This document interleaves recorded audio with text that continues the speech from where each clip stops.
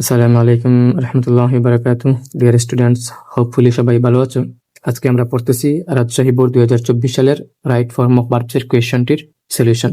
আমরা পড়ার মাঝে মাঝে কয়েকটা রুলস নিয়ে আলোচনা করবো, তো অবশ্যই আমরা শুরু করি। দেখো, the life of our farmers be full of hardships. The life, জীবন, অফ আওয়ার ফার্মার্স, আমাদের কৃষকদের, ফুল অফ হার্ডশিপস অর্থাৎ কষ্টে ভরপুর। এখন দেখো, এখানে তোমাকে বি দেওয়া আছে, তুমি এখানে বি এর পরিবর্তে অথবা চাইলে তুমি বিয়ে বসাতে পারো। এখন আমরা দেখবো অ্যাকচুয়ালি এখানে কি বসে।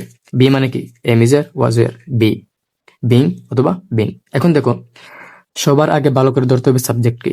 এই জায়গায় অনেকে ভুল করবে, অনেকেই ফার্মার্স দেখে এখানে বিয়ের বদলে কি দিয়ে দিবে, এম ইজ আর থেকে আর অথবা ওয়াজ ওয়ার থেকে ওয়ার, কেননা সে মনে করতেছে ফার্মার্স হচ্ছে প্লুরাল। তবে খেয়াল রাখতে হবে এই সাবজেক্টে, এই সেন্টেন্সে অফ আওয়ার ফার্মার্স হচ্ছে একটা প্রিপোজিশনাল ফ্রেজ। কিভাবে? প্রিপোজিশন দিয়ে শুরু।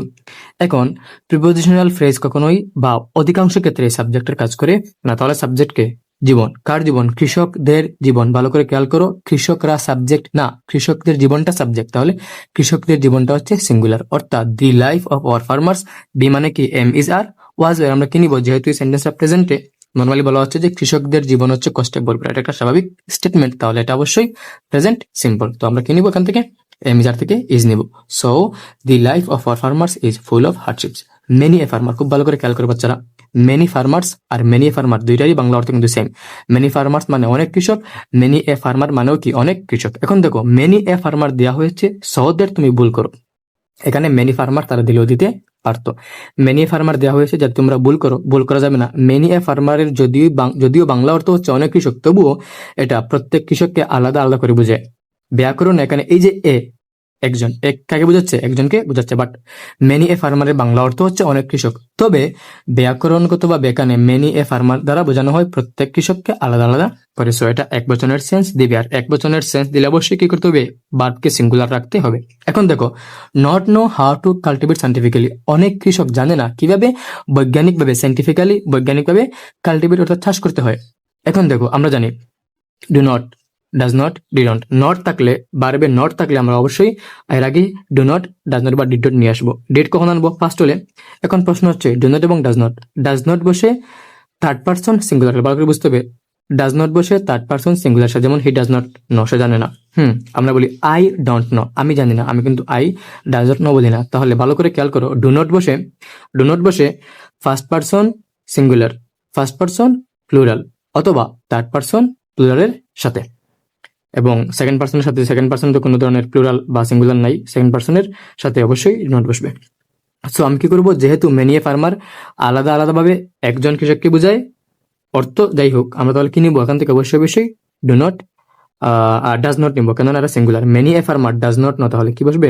Many a farmer does not হচ্ছে যে নো, অনেক কৃষকই জানে না how to cultivate scientifically. They work hard, they work hard from dawn to dusk, অর্থাৎ দিন থেকে রাত। বাট, আচ্ছা আমরা এটা সলভ করি। দে ওয়ার্ক হার্ড, দে দেখো, দে হচ্ছে প্লুরাল, তাহলে বার্বকে কি রাখতে হবে? প্লুরাল রাখতে হবে। এবং যারা জানো না প্লুরাল বার্ব মানে কি, প্লুরাল বার্ব মেনলি চারটা। এম ইজ আর থেকে আর, ওয়াজ ওয়ার থেকে ওয়ার, হ্যাভ এস থেকে হ্যাভ, এবং বাকি যত বার্ব আছে প্রত্যেকটা বার্বই হচ্ছে প্লুরাল, যদি না তার সাথে এস বাই এস অ্যাড করা থাকে।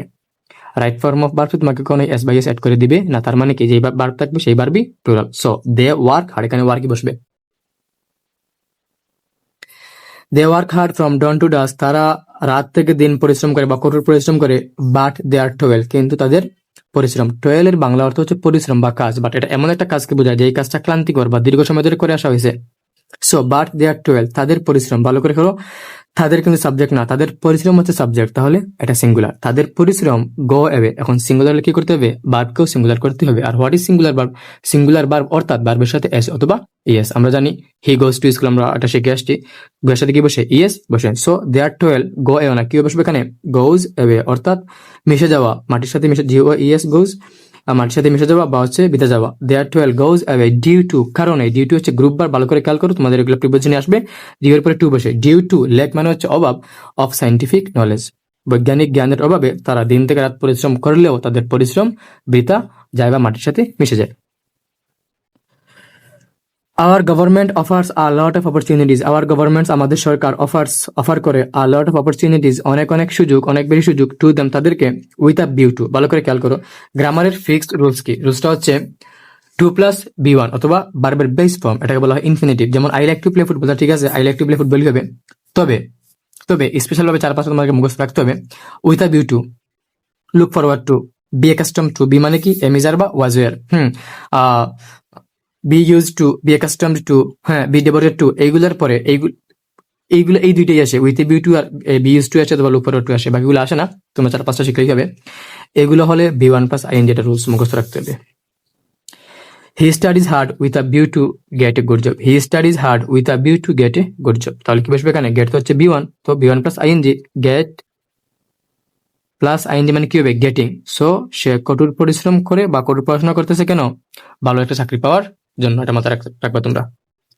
সো দেখো, hour government offers a lot of opportunities to them with a view two. তাহলে কি বসবে এখানে? এলিমিনেট হচ্ছে B1, অর্থাৎ দূর করা।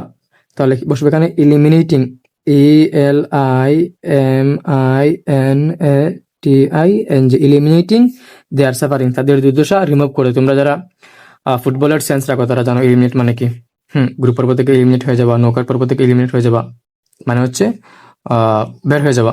তো এক্ষেত্রে বাংলা অর্থ আসবে রিমুভ করা, কমানো। তাদের দুর্দশা কমানোর জন্য কি করে? সরকার তাদেরকে অনেক অনেক অফার করে, বাট অ্যাকচুয়ালি কি অফার করে তা আজ পর্যন্ত আমরা জানি না। আনফর্চুনেটলি, দুর্ভাগ্যবশত, they not avail themselves of those opportunity. তোমাদেরকে বলেছিলাম ভার্বের মধ্যে নট থাকলে আমরা কি করবো? চিন্তা করবো অবশ্যই ডু নট, ডাজন্ট বা ডিড নট নিয়ে। এখন খেয়াল করো, আনফর্চুনেটলি, দুর্ভাগ্যবশত তারা, এভেল শব্দের বাংলা অর্থ হচ্ছে সহায়ক হওয়া। এমন কোনো কাজ যা আমি কোনো হেল্প নিলাম, সেটা কি হইল? আমার কাছে সহায়ক হইল। এখন তো এখানে দেয়া আছে নট এভেল, তাহলে দেয়া তো হচ্ছে প্লুরাল, তো তুমি কি নিবা? তুমি এখানে ইউজ করে আসছো মেনি, ফার্মার ছিল সিঙ্গুলার, এজন্য ইউজ করছো ডাজ নট, বাট দেয়া তো প্লুরাল, তুমি তাহলে কি ইউজ করবা? অবশ্যই ডু নট ইউজ করবা। সো বা আনফর্চুনেটলি, দুর্ভাগ্যবশত, দে ডু নট অ্যাভেল, কেউ চাইলে লিখতে পারবা ডন্ট, সমস্যা নেই। অর্থাৎ themselves of those opportunities, দুর্ভাগ্যবশত তাদের এই সুযোগগুলো কোনো কাজে আসে না বা তারা তাদেরকে এই সুযোগ থেকে বঞ্চিত রাখে। It is time they to get scientific education and all concern to help them. আমি অবশ্যই ইট ইজ হাই টাইম নিয়ে একটু কথা বলবো আমার এই চ্যানেলে। ইট ইজ হাই টাইম নিয়ে, ইট ইজ হাই টাইম কী বোঝায়, কেন এরকম বিস্তারিত একটা আলোচনা আছে, আমি ডিসক্রিপশন বক্সে লিঙ্ক দিয়ে দিও, তোমরা অবশ্যই সেটা খেয়াল করবো। এখন তোমাদেরকে আমি হালকা একটু বলে দিই ইট ইজ হাই টাইম মানে কি। দেখো ভালো করে খেয়াল করো, ইট ইজ টাইম বা ইট ইজ হাই টাইম পরে যদি কোনো কিছু না থাকে, সো তুমি তোমার ইচ্ছে মতো 2+ বেস ফর্ম দিয়ে সলভ করতে পারবা। যেমন তো it is high time to sleep, তো তুমি শিখে নাও to eat, to go, to play, anything. It is high time পরে যদি কোনো কিছু না থাকে তাহলে এগুলো দিয়ে কমপ্লিট করা যাবে। এইটা হচ্ছে মেইনলি কমপ্লিটিং সেন্টেন্সের রুলস। এখন দেখো, যদি এরকম হয় ইট ইজ হাই টাইম বা ইট ইজ টাইম পরে সাবজেক্ট থাকে, সাবজেক্ট কি? দে, হি, উই, আই, শি, করিম, রহিম, এগুলো হচ্ছে সাবজেক্ট। এইগুলো থাকলে অবশ্যই অবশ্যই বিটি বসবে। এখন কেন বসবে তা আমি ওই ভিডিওতে আলোচনা করে দিয়েছি, এখন অ্যাকচুয়ালি আলোচনার বিষয় না, তাও বলে দিই। এটা এরকম একটা সেন্স দেয় যে কোনো একটা কাজ অনেক আগে করা উচিত ছিল। ধরে নাও তোমার পরীক্ষা আগামীকালকে, তোমার 1 বছর পর উচিত ছিল, তুমি পড়ো নাই, তুমি এখন কী করবা? অবশ্যই অবশ্যই ডু ডাইরেক্টটা পড়া দিবা, সহজে তুমি কালকে পাস করে আসতে পারো। It is high time she start studying, তাহলে কি বসবে? B2। It is high time she started studying. Okay, তো আমরা দেখি, it is high time, it is time they to get. এখন খেয়াল করো, এখানে টু গেট কেন দেওয়া আছে? টু গেট অন্য কোনো কারণ না, জাস্ট তোমাকে হচ্ছে একটু কনফিউশন করে দেওয়ার জন্য যে টু গেট কেন দিল। নর্মালি তো গেট থাকে বা হেল্প থাকে, তাই না? টু গেট দেওয়া হয়েছে তোমাকে, যাতে তুমি যাতে বুঝতে পারো যে এখান থেকে টু গেট বসবে না, টু হেল্পও বসবে না। সো আর কিছু না actually. So it is time they got, get হচ্ছে B1, get, got, it is time they got scientific education and all কনসার্নে বাংলা অর্থ হচ্ছে সংশ্লিষ্ট সবাইকে হেল্প দেম। এখন ভালো করে খেয়াল করো, এন্ড দ্বারা কী বোঝায়? তুমি নর্মাল চিন্তা করো, তুমি যদি বলতে চাও কাউকে আমি ফুটবল খেলি এবং আমার বন্ধু ক্রিকেট খেলে, তাই না? তাহলে তুমি আগেও বলেছো তুমি খেলো, সে খেলে, তাহলে দুইটাই কিন্তু প্রেজেন্ট। তুমি এরকম বলো নাই আমি ক্রিকেট খেলি আর আমার বন্ধু ফুটবল খেলেছিল বা আমার বন্ধু ফুটবল খেলতো, এমন তো না। তুমি কি বলো? আমি ক্রিকেট খেলেছি এবং আমার বন্ধু ফুটবল খেলেছি বললে খেলেছে বলবা, খেললে যদি বলো যে আমি ক্রিকেট খেলি তাহলে তুমি অবশ্যই কী বলবা? আমার ফ্রেন্ড খেলে। এখন খেয়াল করো, এই দুই জায়গায় কিন্তু কী হইলো? এন্ডের কারণে প্রেজেন্ট অথবা পাস্ট, দুই জায়গায় কী বসলো? একই ধরনের ভার্ব বসলো। সো এখানে কী করে আছে? অ্যান্ড দেওয়া আছে, তাহলে অ্যান্ড অল কনসার্ট, এখানে কিন্তু B2 বসছে, এখানে কী বসবে? B2 বসবে helped, HELPED, help, and all concert helped them. তাহলে এখনই সময় তাদেরকে সায়েন্টিফিক এডুকেশন বা তাদেরকে বৈজ্ঞানিক শিক্ষা দেওয়ার এবং অল কনসার্ন এই বিষয়ক সংশ্লিষ্ট সবার উচিত তাদেরকে কী করা? সাহায্য করা। if they to educate they contribute better to prosperity of the country. এইখানে একটু আলোচনা করতেই হবে, একটু ভালো করে খেয়াল করো। আমরা পরে আসছি কন্ডিশনাল কি? কন্ডিশনাল হচ্ছে এমন কিছু শর্তমূলক বাক্য, এমন কিছু কি শর্তমূলক বাক্য যা কী করে ইনস্ট্যান্টলি আবার তার শর্তের ফলাফল দেখায়, শর্ত পূরণ হলে ফলাফল দেখায়। এবং কন্ডিশনাল কয়েকটা আছে, জিরো আছে, ফার্স্ট কন্ডিশনাল আছে। মনে রাখবা জিরো এবং ফার্স্ট কন্ডিশনাল যেটা হচ্ছে বাস্তব, বাকি যে দুইটা আছে এগুলো হচ্ছে অবাস্তব। যেমন if I were a king, আমি যদি কোটিপতি হতাম, একটা আফসোস বা অবাস্তব কোনো কিছু। তো আমাদের এখানে এটা লাগবে if plus simple present plus will, অর্থাৎ if you study hard you will get a good score. তুমি যদি কঠোর পরিশ্রম করো তুমি কী করবা? ভালো স্কোর করতে পারবে। এখন ভালো করে খেয়াল করো, সিম্পল প্রেজেন্ট প্লাস কিন্তু উইল, কী বলছি? Simple present plus will. এখন যদি কখনো এরকম হয় যে সিম্পল প্রেজেন্টের জায়গায় আমাকে প্রেজেন্টের প্যাসিভ বসাইতে হচ্ছে, মানে মাঝে মাঝে কি সিম্পল প্রেজেন্ট আর বি2 না বি1, তবে প্যাসিভে সেটা কী হয়? প্যাসিভে অবশ্যই প্রেজেন্টের বি2 বসে। এখন আমি তোমাদেরকে বুঝিয়ে দিই, একটু ভালো করে খেয়াল করো স্টুডেন্টস। এখানে আগের লাইনে বলা হচ্ছে এখনই সময় কৃষকদেরকে শিক্ষিত করে তোলার, তারা শিক্ষিত করে তোলার এবং সবাইকে উচিত তাদেরকে সাহায্য করা। তাহলে পরের লাইনে অবশ্যই এরকম বলা হবে তারা শিক্ষিত হলে দেশের অনেক উন্নতি হবে। এখন দেখো তাহলে এখানে কি বসবে? নর্মাল তো হচ্ছে ইফ প্লাস ইফ তো আছে না, তাহলে if plus they plus simple present. কিন্তু দেখো আমি যদি এখানে দিই if they educate, if they what educate, কেন না দে তো হচ্ছে প্লুরাল, তাহলে আমি এখানে কী দিব? If they educate they contribute better to the perspective. দেখো তো তারা তো আর নিজেকে নিজ থেকে শিক্ষিত করে তুলতে পারে না, তাদেরকে শিক্ষিত করা হয় বাইরে থেকে কেউ না কেউ করে। সেক্ষেত্রে সাবজেক্টের উপর কাজ করা হলে তা হচ্ছে বেশি। আমি তোমাদেরকে পড়াইছি, তোমরা জানো, না হলে জেনে নাও। কোনো কাজ যদি সাবজেক্ট নিজে করতে না পারে, যেমন তুমি নিজে শিক্ষিত হতে পারবে না, তোমার আব্বু আম্মু তোমাকে পড়াতে হবে, টিচাররা তোমাকে পড়াতে হবে, তাহলে তোমার উপর কাজ করা হচ্ছে, এটাই হচ্ছে passive. So if they educate, তাহলে দে হচ্ছে প্লুরাল, তাহলে আমরা কী নিব? এমিজার থেকে what is the rules of present passive, subject plus am is are plus বি3, তো আমি কী নিব? দে তো হচ্ছে প্লুরাল, তাহলে ইফ দে আর এডুকেটেড, বি2 হচ্ছে কি এডুকেটেড, তারা যদি শিক্ষিত হয়, দে, তাহলে এখানে কী বসছে? প্রেজেন্ট সিম্পলের প্যাসিভ বসছে, আর রুলস কি? উইল, তাহলে তুমি কী বসাবে? কেন অবশ্যই উইল বসাবা। দে উইল কন্ট্রিবিউট, উইল পরে কী হয়? উইল যেহেতু মডেল অবশ্যই বারবার বেস ফর্ম বসবে। দে উইল কন্ট্রিবিউট, তাহলে তারা কী করবে? অনেক ভূমিকা রাখবে। The prosperity of our country, উন্নতি, দি প্রসপারিটি উন্নয়ন অফ আওয়ার কান্ট্রি, আমাদের দেশের উন্নয়ন, to lie in their proper education. লাইয়ের একটা বাংলা অর্থ হচ্ছে মিথ্যা, একটা বাংলা অর্থ হচ্ছে নির্ভর করা। তাহলে আমাদের দেশের উন্নতি কার উপর নির্ভর করে? আমাদের কৃষকদের প্রপার উন্নতির উপর। কেননা Bangladesh is an agricultural country. So কৃষকরা যত উন্নত, যত শিক্ষিত, যত বেশি তারা how much they know scientific cultivation, তারা কী করবে? তত বেশি প্রডিউস করতে পারবে। তো যেহেতু সাবজেক্ট হচ্ছে দি প্রসপারিটি উন্নয়ন, আর তা যেহেতু সিঙ্গুলার, তাহলে কি বসবে? অবশ্যই সিঙ্গুলার বার বসবে। সিঙ্গুলার বার মানে কি? সাবজেক্ট প্লাস অলওয়েজ বার্বের সাথে এস বা ইএস, তাহলে দি প্রসপারিটি টু লাইতে বসবে না, লাইজ নির্ভর করে of their proper in their proper education. To educate a farmer mean educating a family, তোমার কানে খুলে দেওয়া আছে এডুকেটিং এ ফ্যামিলি মানে হচ্ছে একটা ফ্যামিলিকে শিক্ষিত করে তোলা। তাহলে একজনকে শিক্ষিত করে তোলা, আর আগের কাজ কি? আগের কাজ হচ্ছে আরও একজনকে শিক্ষিত করা। যেমন মনে করো আমাদের মায়েরা শিক্ষিত, মানে কি? পুরো পরিবারটাই শিক্ষিত। মা শিক্ষিত হলে পুরো পরিবার শিক্ষিত হয়, ঠিক আছে?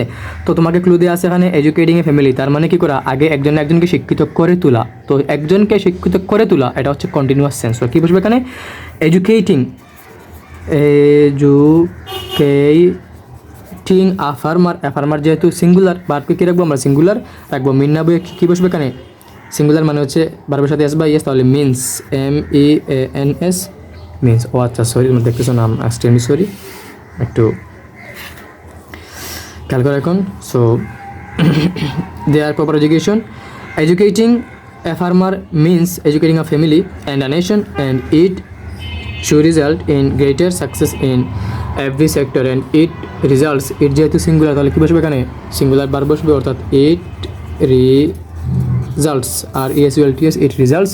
কেউ চাইলে এখানে দিতে পারো মে রেজাল্ট, খেয়াল রাখবা মে দিলে রেজাল্টস বসবে না, রেজাল্ট বসবে, কিন্তু না মে হচ্ছে model, and model plus always বেরোবে base form, and it result in greater success in every sector of our country. বাচ্চারা খেয়াল করো, ভিডিও লম্বা হয়ে গিয়েছে, তার মানে এই না যে তুমি স্কিপ করবা, তুমি ভালো করে শিখে নাও, তুমি অন্যদের সাথে ভালো শিখো। এই হচ্ছে আলোচনা, হোপফুলি বুঝতে পেরেছো। ধন্যবাদ।